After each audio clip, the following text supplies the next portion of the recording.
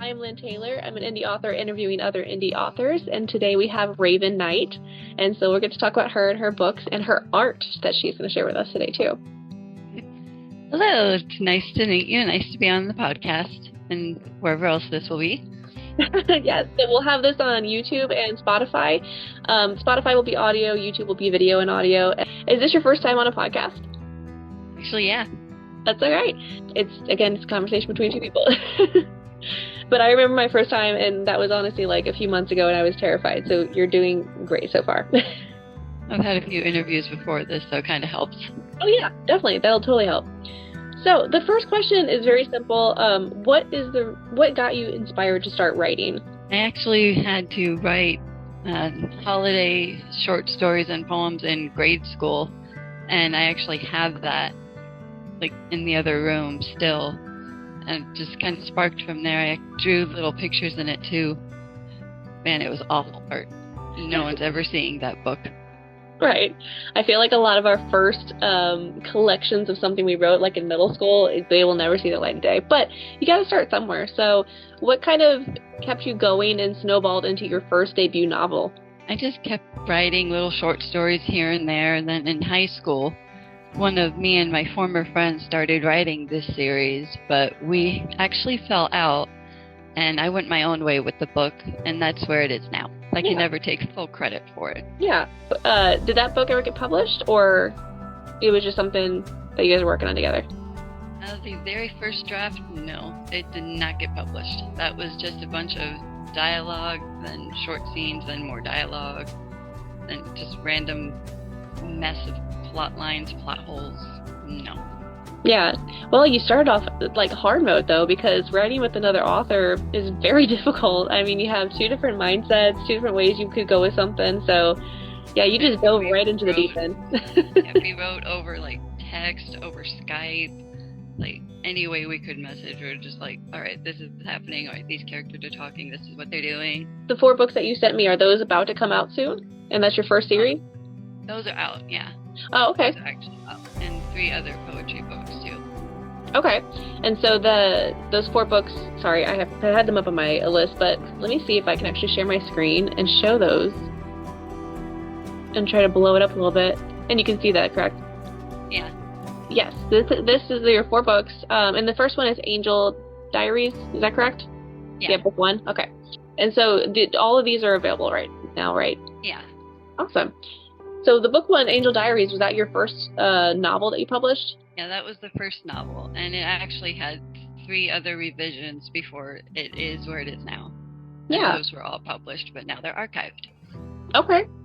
Again, it happens. You're learning as you go. So, 4 books for your first one, that's a lot. But did it kind of just flow to you, like, really rapidly, or is it something that kind of came slowly? It took about 13 years to rewrite it altogether.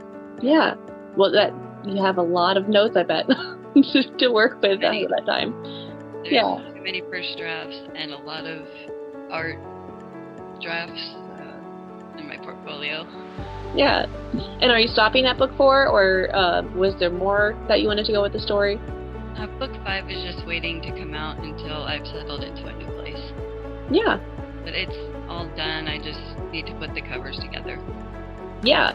So we actually had an interview a few episodes ago with your sister, Starpath Saga. I think we said her name, Jennifer, but yeah. Dagman, yes. And so she kind of talked about this storyline a little bit, but did you want to go into it for some of those who didn't see that episode, what this series is about? Nixie is an angel in heaven, as I was like going back and forth between the art. And she was fighting in the Holy Wars when something made her stop and switch sides. And that crucial choice is pivotal because it stops the Holy Wars. Then there's a whole domino effect that leads to the rest of the books. Okay. And so I'm sure like the rest of the books it's kind of hard to like market that or explain that because you don't want to give away what happens in the first book. Well, the first book is more of just her finding her new home after she makes her fateful choice. The second one is her finding a different path after a tragedy in her family. The third one, she finds a missing piece of her past, and the fourth one is answering questions that were previously unanswered, but also more edging toward the threat becoming real. No, I love that. And so we could actually probably jump back over too to your art, because that might go into some of the sorry, I have to find everything. That might go into some of the what the story's about too. So is there specific art that you wanted to look at first?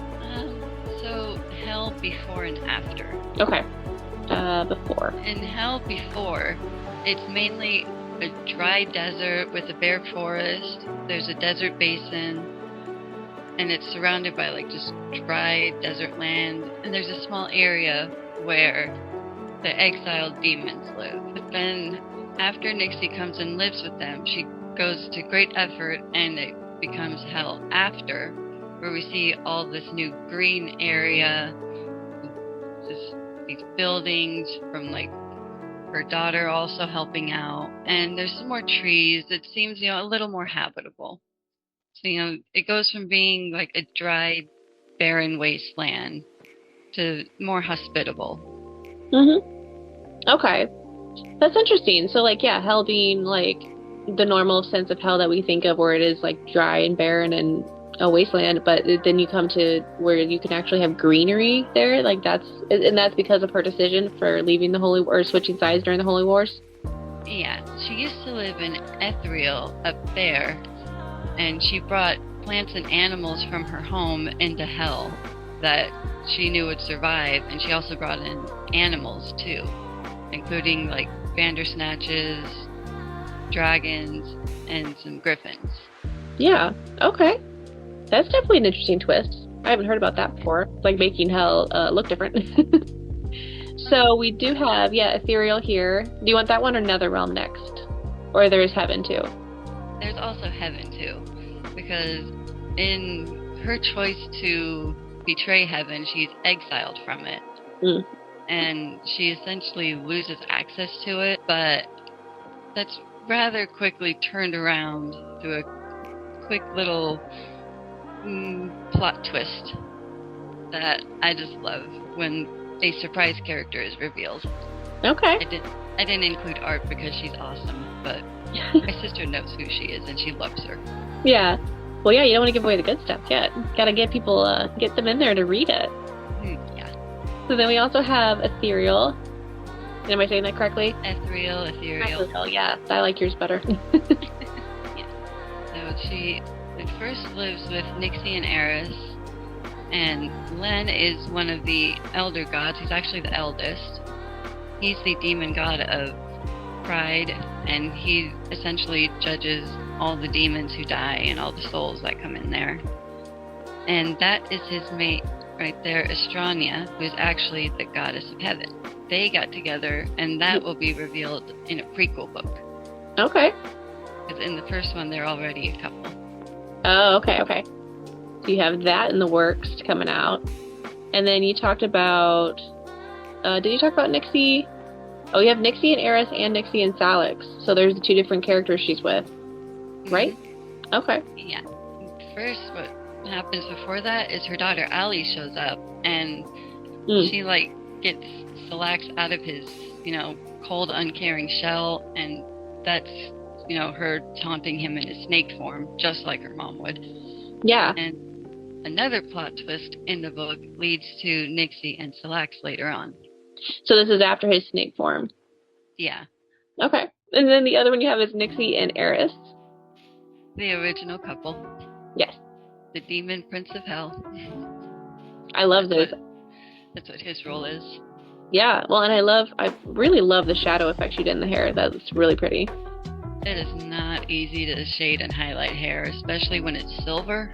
Oh gosh, God. Yeah. I believe it. Yeah, because you got layers of color here. I love that. Each picture has at least 10 layers to it. The maps have at least 20. Right.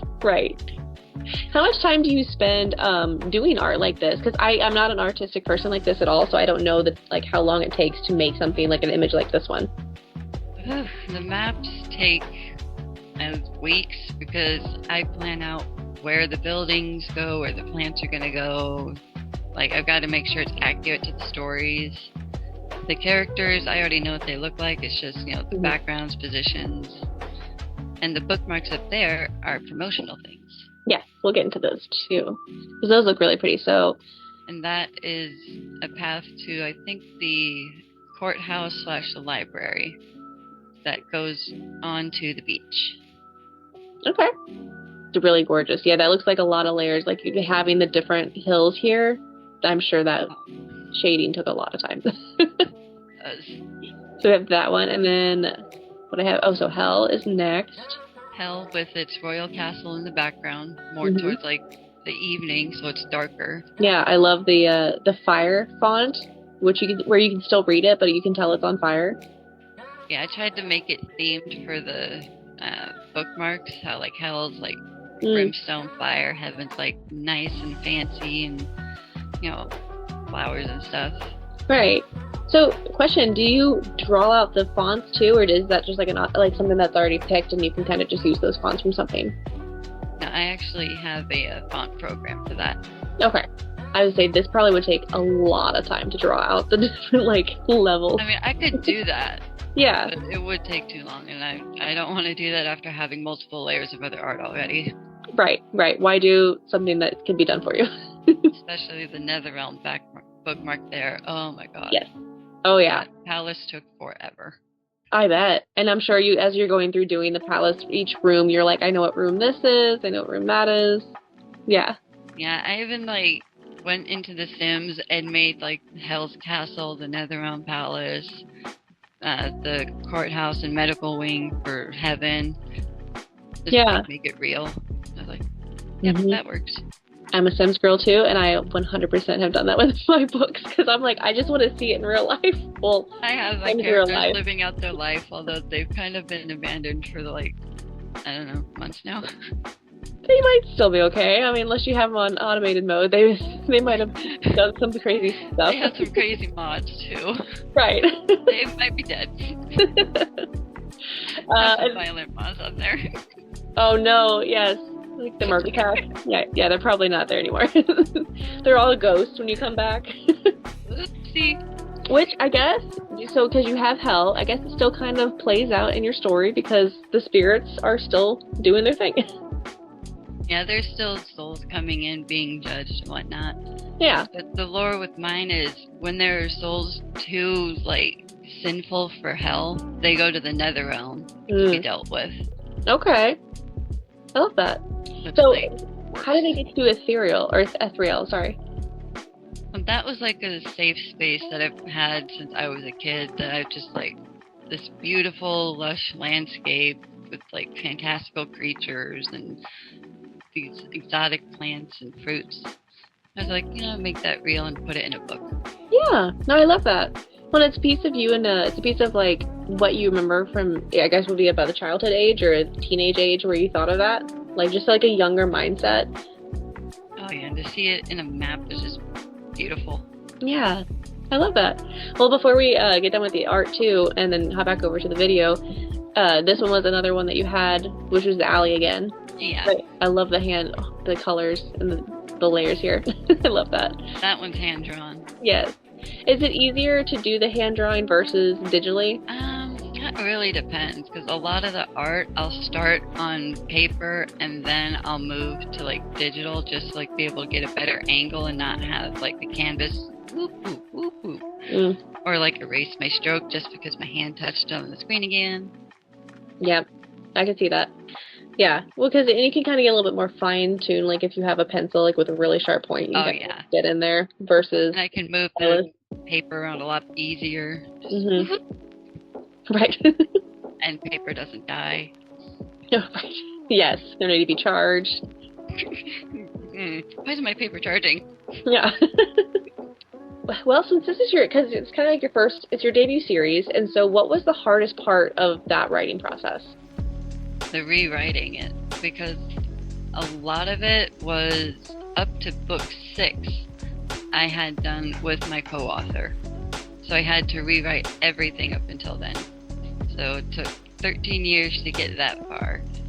and I'm finally happy with all the rewrites. And now I'm finally happy with where book 5 is. Now I just need to settle to a new place before I can get that out. Yeah. So you have book 5, and then will you be doing book 6 too, or did you kind of rework it? No, book 6 has already been, like, the first draft of that already locked away. No one's seeing that again. So I've already started the new book 6. Right. I'll be right on that. I don't need to get that out right away because book 5 isn't even out yet. Yeah. And you said you had a prequel too, and so what is in your mind, what's your plan for it? Like, are you going to do 5 and 6 in prequel, or are you kind of just seeing what flows when it flows? I'm working on things in a sort of jumbled order, kind of like where the muse is at the time. Yeah. Like with the prequel, I've also got to figure out a timeline because me and my sister are working on a little project, so got to kind of figure things out. Figure out chapters and where things happen and when. So you would consider, and you might not know these terms because I just learned them, but would you be more of a plantser or a pantser writer? More of a plotter. So I'll have loose outlines, like chapter 1, this is who we're following, this is the loose outline of what they're doing, and then just let it go from there. Yeah. So you're kind of like an organized chaos. Like yeah, pretty much. The base, but then you let the characters kind of draw the picture. Yeah, that, and if I ever lose track of where I'm writing, I can look back at it and go, oh yeah, that's where the story was going from here, and this is what that character was doing last. Yeah. It also serves as, track sheet. Right. Well, and Jennifer said she didn't want to give away too much of your guys' co-op project. Are you still trying to keep that kind of secret, or did you want to sprinkle? Okay. I'm the one who's like, let's keep this a secret because we still got details to figure out. Yeah, that makes sense. Well, when you guys have anything that you want to sprinkle or tease, let me know, and she can let me know on TikTok, and I can try to help boost those posts and get some engagement in there. Yes, we will kitty boop. Boop, boop. Yeah, boop those posts. Well, so this might, because you are a plotter person versus just kind of being all over the place, do you have a future book idea in mind for a different series, or you just really wanted to focus on this one? I already have a different one, and I've already got outlines for that one as well, and it's also tied to the project that we're working on, because we've decided to make a little thing, and we're proud of it. Yeah. Yeah, this is a good thing. Yeah, that's so exciting. And we'll even talk with Jennifer about how you guys have each other to not only rely on with the books and ideas and concepts and the art. Like that's so fun. And tell us more about that dynamic and having that. Well, it's fun for me because I'm the younger sister, and I'm just blunt with her. I'm like, no, that's stupid. Let's not do that. Or why did you do that? Or no, hold off on that because people aren't going to understand it. So I can always just be blunt with her. I can mess with her. She knows it's coming from love. Yeah. Well, it's easier too with the siblings versus if you had a professional coworker and then after a while they're like, okay, I can't handle this anymore. This is a sister. What's she gonna do? Yeah, she grew up with me. She knows my vibe. Yeah, exactly. I can mess with her, and she tries to mess with me, but I'm just like, no. When you grow up the youngest, come on. Right. You can't mess with us. Right. We're blamed for everything. We're always sat on. You take our stuff. We've seen it all. I say I'm the oldest, so I was the one that sat on the thing. She's the oldest. Yeah. What is your least favorite part about this whole writing process? The marketing part. Mm-hmm. That is the most difficult part. Finding decent marketing on a budget.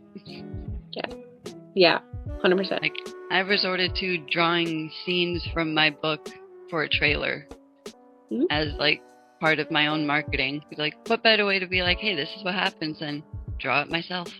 Yeah, you have to try all different kind of avenues, but the hard part I've noticed is that there's so many different ways to do it. And so trying to find which works for you, trailers or social post or doing podcasts, just anything to try to get your name and your books out there. It's kind of crazy how many different ways you have to promote it to get someone's attention. And just to see what sticks. Yeah, you're right. And what works for you and how do you find your audience and everything. Yeah, I agree. Actually, I just had a podcast right before you, and that was exactly her same answer was promoting. Promoting is hard. It is. Like, you can write it, you can edit. That's easy because you can just sit down and do that easy. It's free, especially if you do it yourself. It's free. Then the marketing's like, okay, well, where's not a scam too? Yeah, yes, trying to avoid the scammers. Yeah, that was the first thing I ran into being on social as a scammer. I got burned really fast, and I was like, I don't want to do it again. My whole approach is, I will reach out to you. Don't reach out to me. Yeah, I learned that really fast. Well, and there's free ways too. So yeah, like again, if you have a podcast or interviewing or like with your sister's TikTok where she's posting about your story, like having that kind of stuff is free and helpful. Yeah. But yeah, again, it's trying to find what works. Yeah, she's doing TikTok for me because I just refuse to get on that. It's just too toxic. I'm like, I'd rather not be on there. It is a lot. That, and I already have a hater, which coincidentally is my former author. And they're all over any social media that I get on, so it's just like, I'll stick to what I have, let them hate on what they hate. I don't care. Yeah, you do you. I'm just vibing. Yeah. Just get Imagine hating me and I'm just here vibing. Just writing books. Yeah, writing books, making money. You're right. Not caring. Free rent in your head. So having that whole experience with a co-author and for 13 years trying to work on this book and finally getting it out there and everything, if you had a brand new indie author ask for advice, what advice would you give them? Don't let negative reviews get you down, because your book won't be for everybody, and that's fine. Write it and publish it because you want to, and do it as a hobby at first. That way there's no pressure to make money from it. It's just, nice passive income. Yeah, I agree. Again, the last podcast, we said the same thing where we were just like, don't go into, because I've seen a lot of new indie authors go into it expecting their book to be a bestseller right away, and I'm like, no, I mean, that's setting yourself up for a small chance, but yeah. That's setting your hopes up for failure. That's not a good idea. That's not a good way to go in. No, and it's a flooded market, for one, and for two, if you have the heart for it, the readers will see that in your book. They see that you're just here for the hobby of it and the enjoyment of it versus trying to get a check. I heard on another podcast, a project rooted in spite will not get very far, which is true. And I add on to that, it takes love for your project to feel authentic. Yes, 100%. Well, and one of the things I've talked to other podcasters about too was that you don't realize right away, but as you write more stories, you start to realize that pieces of you and your soul and your journey are being put into your books. And so kind of seeing like it's parts of you that you're letting, it's very raw and emotional to let out that information. For me, it actually is. Like, Nixie has mental disorders that I actually have. So, like, she's going through what I go through. Yeah. Like, here is a rare look at what some mental disorders can be like for somebody, and here's a fictional character dealing with them who has powers but still deals with it and doesn't know how. Yeah. It still gets to her. That's a beautiful way to show people, like, inside the mind of, or even just inside of, like, your daily life, the things that you have to go through that are a little different than everybody. And, like, you're still functioning, you're still fine, you're still doing great, you're still writing books, like, and that's throughout the series, as events happen in the series, other characters also experience mental health issues, and they seek ways to deal with it as well. Yeah. It's also, like, here's a means of, like, people in books who are not human dealing with something human. Right. No, I love that. Do you want to talk about or just, like, name off the other mental mental health things that you talk about, in case anyone else wants to relate to that if they might have that? She has dissociative disorder not otherwise specified, psychosis with hallucinations, ADHD with hyperfixation tendencies, and she has a love of singing and music. Love it, because again, like, if you have a reader who has anything like that, and then they can really relate, and I don't see that a lot in books too, and so that's probably one of those that they're going to really cling to that because it relates to them as a person and what they have to go through and be like, yes, thank you, someone else sees what I see. or just someone being like, oh wow, not human characters dealing with something human. That's kind of new. Yeah, absolutely. No, I love that. I really love that little layer you put in there. But like you said, it's a part of who you are, and so you're putting pieces of yourself in, and it's a very vulnerable part, but it makes the story have a soul. It really does. Like, each character has a part of me, has like some kind of aspect of me. And there's just like, how can a story not have pieces of yourself? Like, Right. you'd have to be totally detached and not care to write a story and not say that none of you went into it. Right. No, I love that advice too. So other than writing, what's another hobby that you enjoy? I love singing and drawing. Yeah. And so do you draw? I guess right now you probably draw in a lot of your book stuff, but do you just find yourself drawing all kinds of stuff, or is there like certain types of things that you like to draw and focus on? I've got a whole bunch of wide things I'll draw, from like mental health related things, just like animals or random characters, just a whole bunch of stuff. Yeah. Whatever I feel like drawing. But it is mostly related to my book series right now, because I plan to release a book of art. I was just going to ask, are you going to release art in a book? Because Yes. that's always fun. We would love to see that.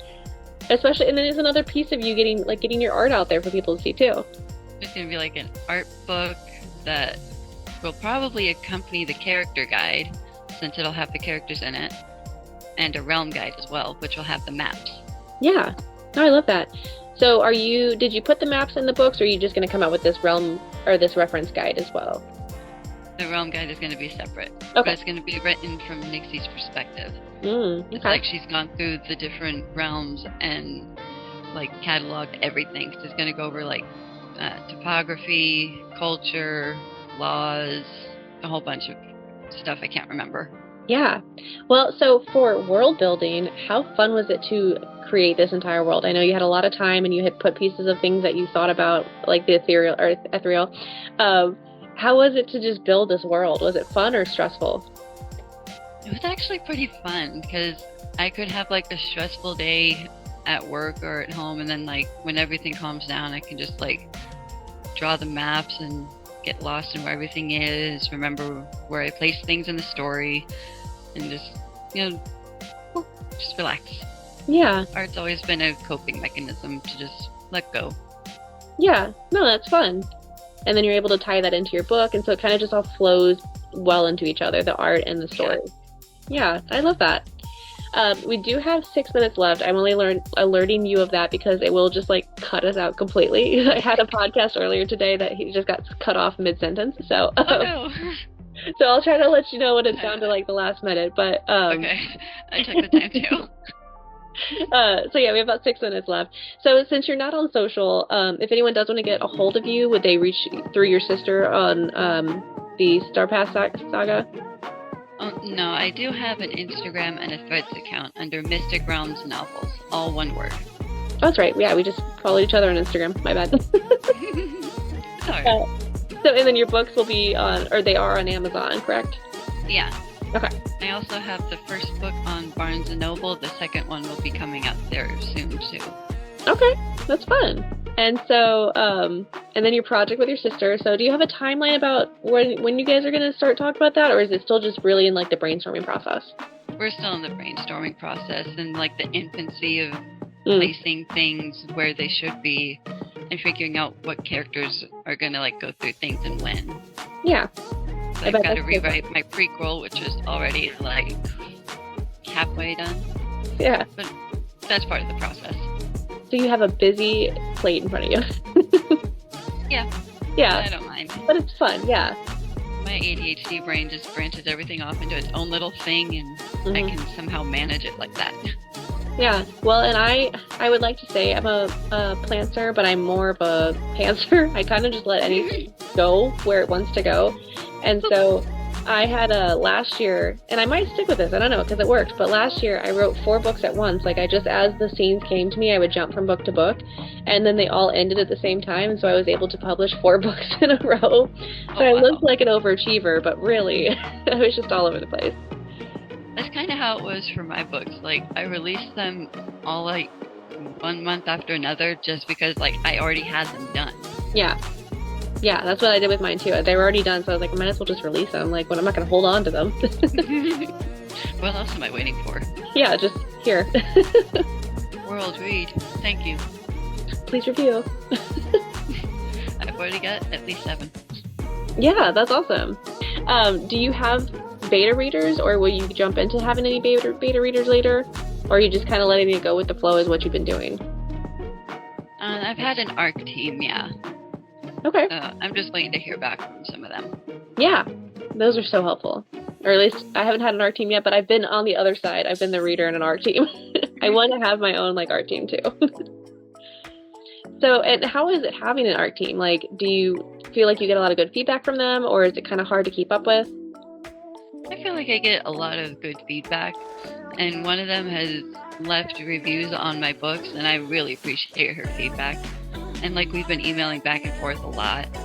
And Yeah. like she's probably like my favorite fan. Yeah. Isn't it fun finding like legit strangers on the internet that like they're actually genuine people and they're good readers and they want to give good feedback kind of thing? Yeah. Yeah. Oh my gosh. I found so many of those on TikTok or Book Talk specifically that I'm just like, I wish I would have met you sooner. Like, you're so Right. helpful. Yeah. Well, and is there anything else that you wanted to, like, a specific thing that you wanted to promote that I can clip for TikTok to kind of give your books an extra little push? Just the books and the review that I got from Newton Books. Yes. Is that the one that the picture you sent me? I almost forgot about that. So, Angel Diaries immerses you in a vividly crafted tale where a half-angel's defiant journey through the underworld derives a compelling narrative, intertwining rich world building with unexpected twists that keep you hooked until the very end. Ooh, I love that. That's a good pitch. That's the one. That's a good one. And that's the person that you met on your art team that you really love? No, that was actually a professional editorial review. Ooh, how fun. Yeah, frame that. Put that on the wall. I got one for book 1, 2, 3, and 4. Oh, I love that. We do have less than a minute, so we'll take us out. But I want to say thank you so much for coming on today, and I thought this was a great conversation. Thanks for having me, and I was happy to be here. Yeah, perfect. Thank you. All right, thanks. Bye. Bye.